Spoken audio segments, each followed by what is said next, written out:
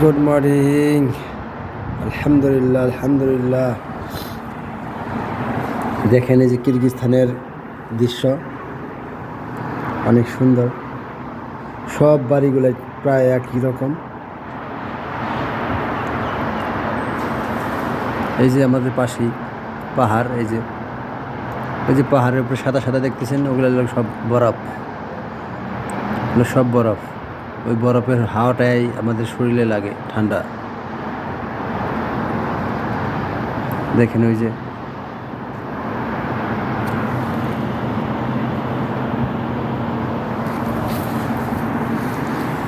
মাশাআল্লাহ মাশাআল্লাহ।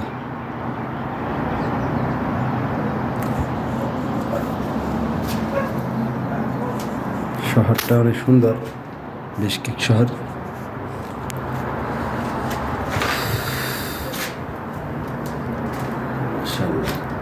এখানে আমরা কন্ট্যাক্ট পাইছি, এই যে বিল্ডিং, 12তলা বিল্ডিং, এটার মধ্যেই আমরা কন্ট্যাক্ট পাইছি।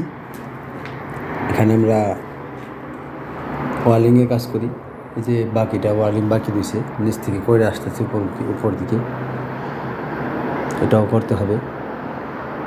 যাই হোক, ইনশাল্লাহ এখন মোটামুটি ভালোই আছি, আলহামদুলিল্লাহ। সবাই দোয়া করবেন আমাদের জন্য।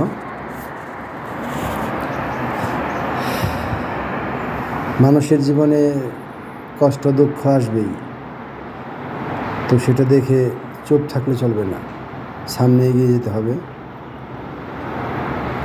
তো আমরাও সেটাই চেষ্টা করতেছি।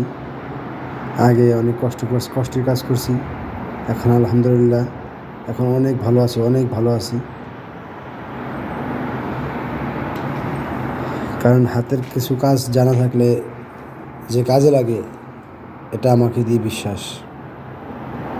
কারণ আমার হাতের কাজ কিছু জানা ছিল কারেন্টের, এখন এখানে আইসা সে হাতের কাজটাই আমার কাজে লেগে গেছে।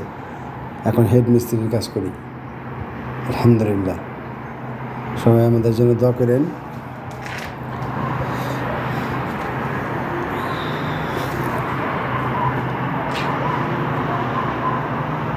কষ্টের পরে সুখ আছে, এটা আল্লাহ তাআলাই বলছে।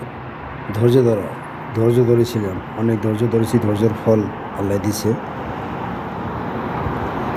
যাই হোক, শুধু কিরগিজস্তান বলেই না, প্রবাস মানেই কষ্ট, আর কষ্টটাকেই মেনে নিতে হবে,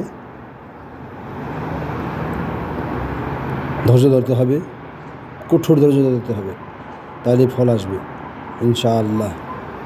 সবাই আমাদের জন্য দোয়া করেন, প্রবাসীদের জন্য দোয়া করেন। ওকে, আল্লাহ হাফেজ, আল্লাহ হাফেজ।